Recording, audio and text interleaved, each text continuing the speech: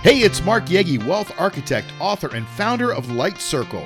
Wealth isn't just about money, it's about balanced abundance in your health, your wealth, your relationships, and your soul. Let's take your life to the next level and build your dreams into reality. Welcome to the Wealth Architect Podcast.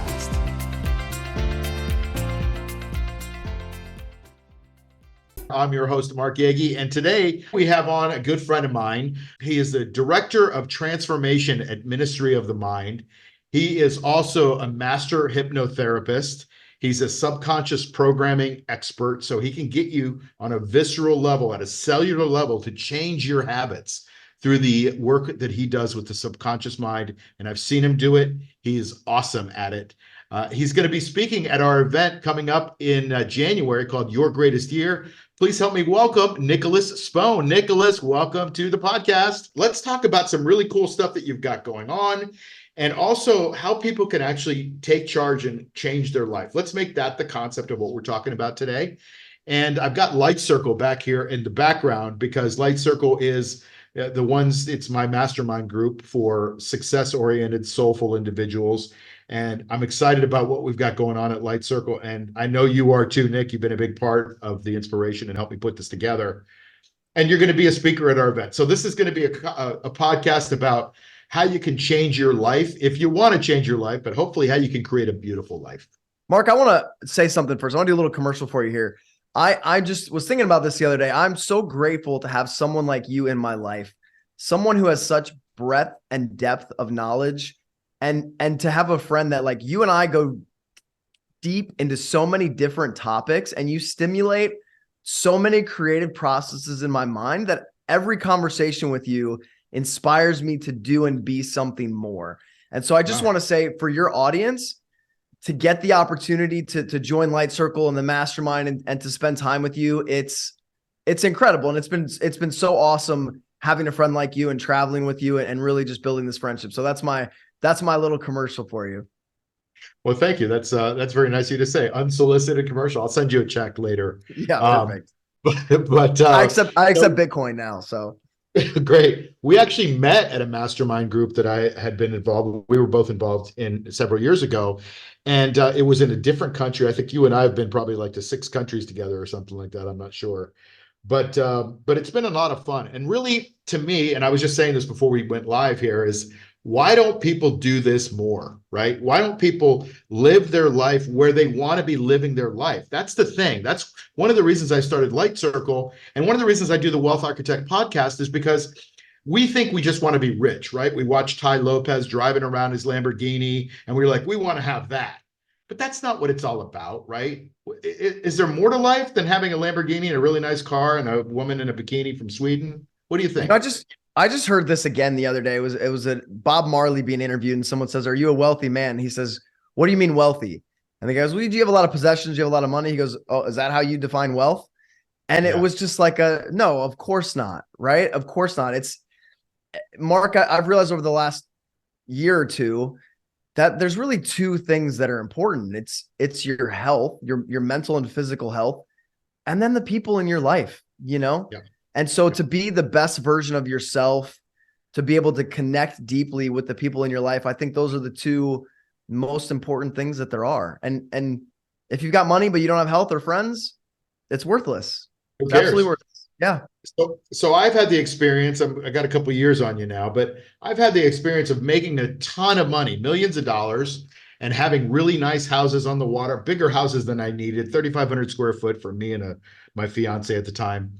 You know, it's like too big, too much. I had the nice, fast BMW. I have an airplane, and then one day I just kind of looked around and I'm like, all that stuff doesn't make you happy. And I tell this story a lot. I'm like, and I heard all this growing up, right? I heard, make all this money, but then I would hear gurus saying the money doesn't make you happy. And I was like, yeah, okay, easy for them to say they got the money. When I get the money, I won't be saying that.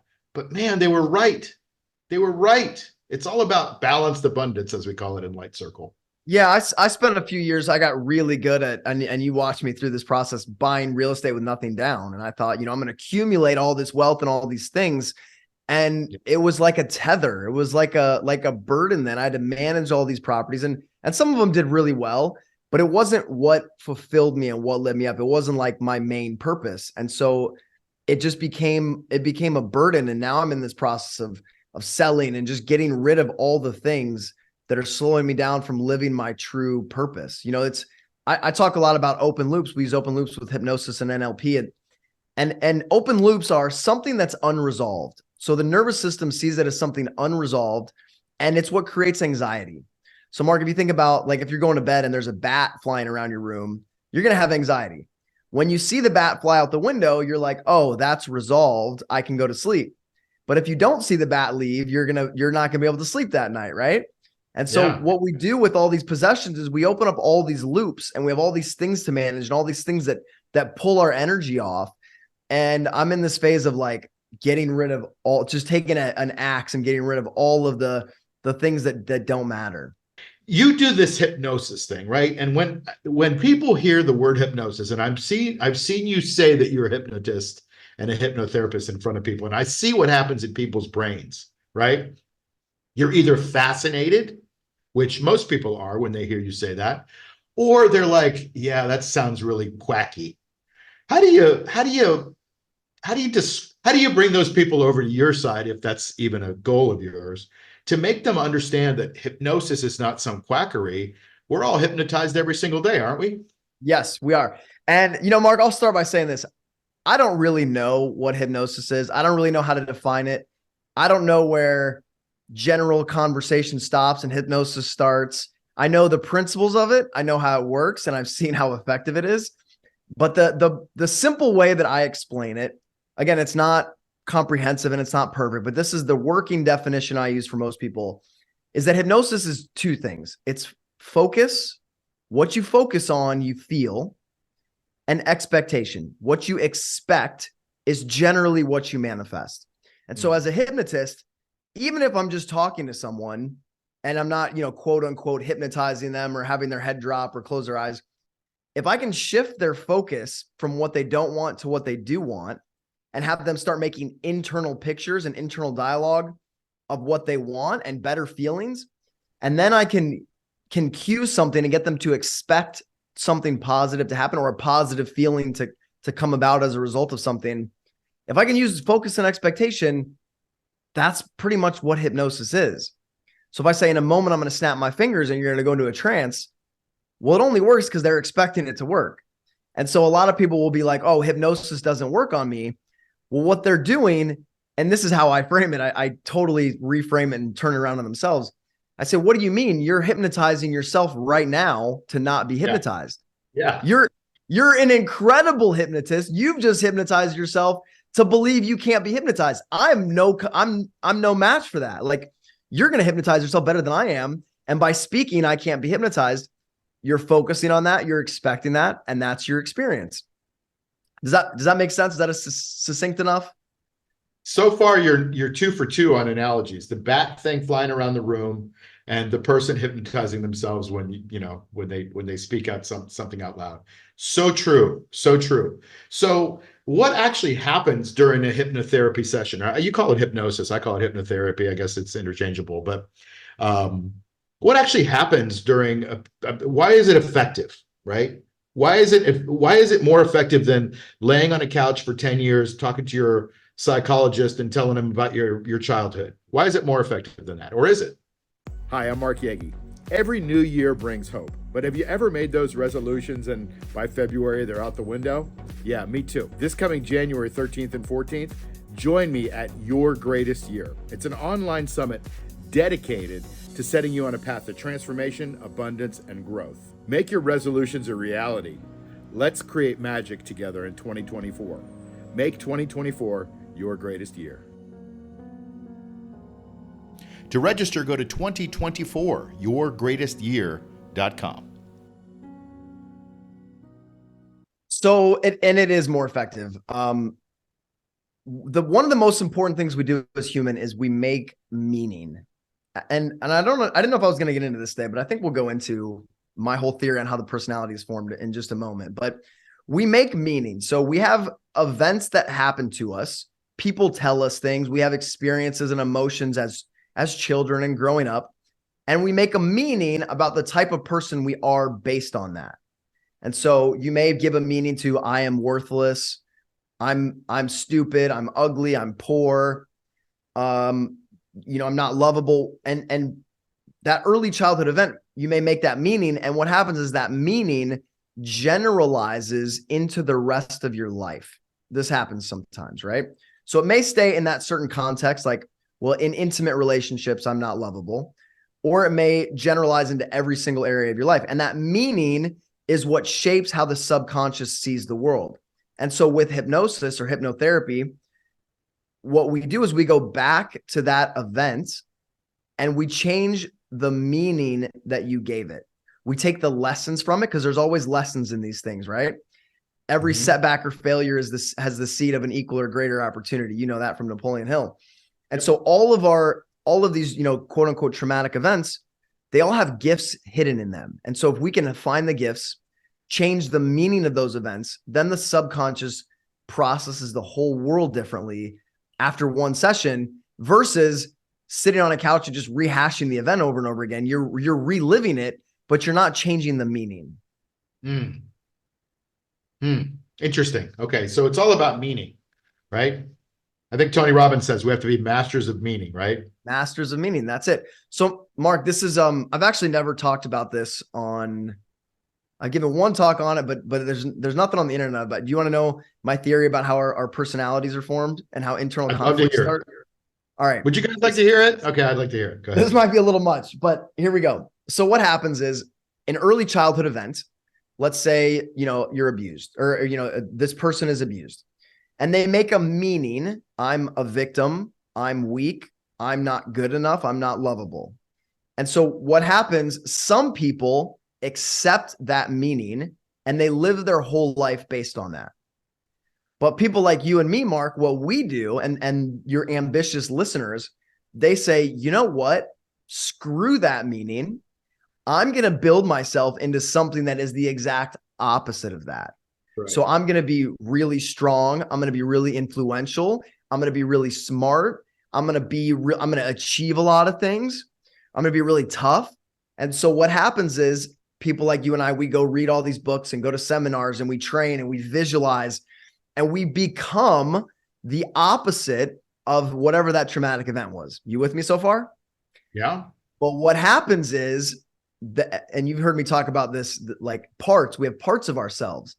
So the part of ourself that was traumatized and the part of ourself that has become, developed into who we want to be, they're now at odds. And so it's almost like, if you think about if your little brother went to school and got beat up by a bully and he came home, and instead of being like, you know what, I'm going to go kick that bully's ass, you were like, you're weak, you're a loser. And it's almost like we do that to ourselves. And so this is why people will go out and create a successful business, and then they'll be pulled back, or they'll find themselves sabotaging it. And so they'll go through these cycles. I had a mixed martial arts coach. I think you've heard me talk about him before, Pat Miletich. And, he was abused as a kid. And so his mind made a meaning, I'm weak. And instantly he goes, you know what? Forget that. I'm going to be the toughest man on the planet. Well, he builds himself into a world champion, right? But because he hasn't healed that initial part of him, now he oscillates back and forth, and he's got to keep proving himself and keep proving how tough he is. And so he went through that for his whole career. Does that make sense? Yeah. Yeah. The part where you're at odds is very interesting because, so often we think we're free from, some of that programming, right? But we're just software, right? We're hardware running around with a bunch of software. And if we haven't deleted the software, it's like a virus, right? Doesn't it show up back in our lives? And all of a sudden it pops up and Norton goes, oh, hey, you got something going on, delete it, right? So I would challenge your audience to look at anywhere where they have compulsive behavior in their life, whether that's a bad habit, eating, drinking, smoking. That's generally covering up. It's a coping mechanism, so they don't have to look at the part of themselves that's injured. Or if you have to compulsively prove that you're tough, or compulsively be fit, or compulsively be successful, you're counteracting a part of you that's still wounded.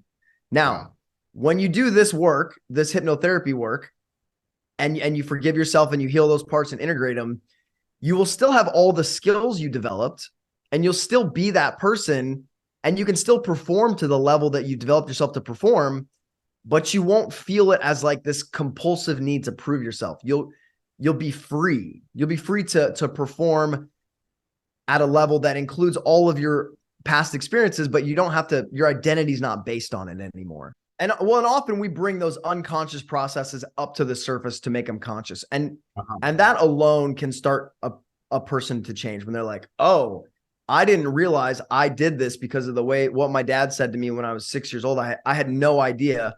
Now it's conscious. And even if I didn't do anything else, that person can start to make changes.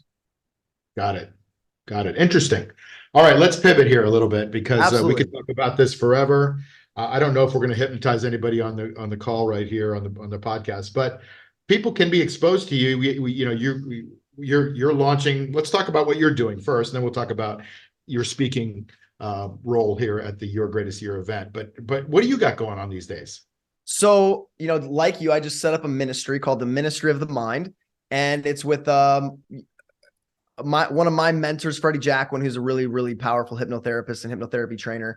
And our goal is to help people set themselves free by learning how to program and unprogram their subconscious mind. And so we've got a series of processes that we do with our clients that we're making into a course library. And then we do webinars and Zoom calls where we hypnotize groups of people. We did one 2 weeks ago. Your group can get the replay if they want, called the Blockbuster Protocol. And what that is, Mark, is I'll keep this brief, but basically when we think about our problems, we represent them in a certain way in our mind. So we may picture them big and bright and up close. And what we did in this process is we just changed how people represent their problems in their subconscious mind. And in doing so, the way they feel about it changes, their actions around it change, and the insights on how to move through their problems change. And it happens instantly. So that was something we just did. And we have processes like that every few weeks that we're doing Zoom calls for our group on, and lots of exciting stuff coming. Good. I'm excited to see it because I know you're growing and you're excited about what's going on, and it's gonna impact a lot of people. So I'm and by the way, kudos to you for doing the work that you've done. I've watched you over the last several years deprogram yourself from the real estate business, which you wanted. How many doors did you get up to? How many apartments and houses and duplexes and all that did you end up having? Well, I bought 80 units with nothing down over the first year and a half of COVID. And so I think I got up to 130 doors. And, I did some wholesales and flips on top of that. But it was, Mark, it was a real identity.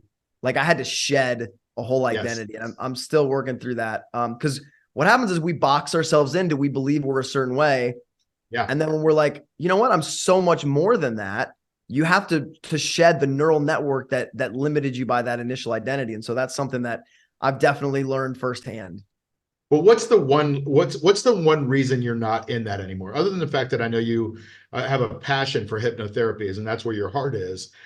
What's the one reason? Like it was too much work, or it didn't make you the money you thought, or you didn't have the right properties. What did you learn? Because I'd like to take away a learning from you from that experience.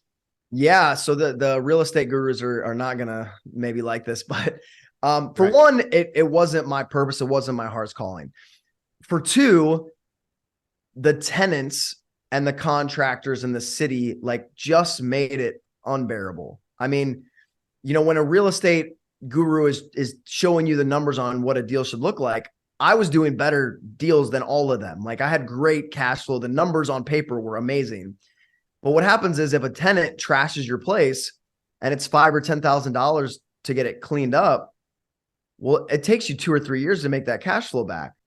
If it happens to 1 or 2 of your properties a year, it's not a big deal. But when it happens to every property every 2 years, pretty soon you're not making any money. And I was pulling my hair out. And so that was the effect. Like I had several houses where I would have 3 dumpsters full. That's $1,500 just on the dumpsters. And so that started to happen. I was like, you know what? It's not worth it. Life is too short for this. It's not worth it. So here I am moving out of it happily. I just had the last podcast I think we put out, maybe it was two before, but Charlie Munger, who was Warren Buffett's partner, died last week at 99 years old. And he left behind a bunch of quotes. And one of the quotations that I did on the podcast, I just went through a bunch of his really great quotations, was beware of the guy that tells you that something's really easy and it's going to make you all this money. That's when you should probably turn around and walk the other way. And I know there's a lot of gurus out there that are buy real estate, do no money down and wholesale and flip, and you'll be able to have all these doors and you'll be a multimillionaire. And on paper, you were and are. But at the end of the day, that's not what it's all about, because it's not as easy as everybody makes it think. Okay, so listen, I was just going to tell everybody here, and you, kudos to you, because you have really gone deep into hypnotherapy, subconscious programming, which I think you're one of the world's foremost experts on now. And you did it at a very accelerated pace. And I've seen how quickly you've integrated some of these principles, like the blockbuster, like the heart mirror, like some of these things that you're doing that are phenomenal and are life-changing. So congratulations for doing all that work. And I know you in your heart, you want to help people a lot. So fortunately, I got you to commit, thank you, to being one of our featured speakers at our Your Greatest Year event. It's on January 13th and 14th, everybody. So mark your calendars.